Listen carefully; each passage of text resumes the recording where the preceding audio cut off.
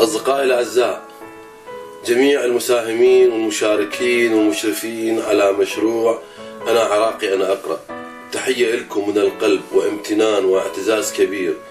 يخاطبكم صديقكم يوسف أبو الفوز، كاتب عراقي مقيم في فنلندا، أتابع باستمرار نشاطكم المثابر وأشعر بالاعتزاز بكل ما تقومون به. أيها الأصدقاء، يحاصرنا الكثير من الظلام للأسف. أمة تقرأ أصبحت أمة لا تقرأ. مشروعكم يتعلق بالمستقبل، يتعلق بكون العقل هو الذي يجب أن يحكم حياتنا، يبني لنا مستقبلنا الجديد، يبني لنا أحلامنا أو يحقق لنا أحلامنا.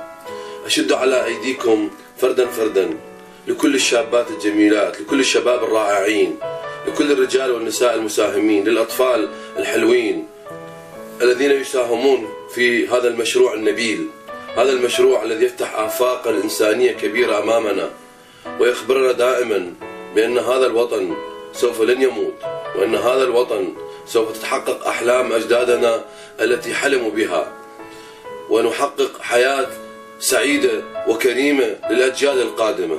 تحية لكم من القلب، وقلبي معكم، وأتمنى لكم كل التوفيق، وإلى اللقاء تحت سماء أجمل وطن، سماء العراق.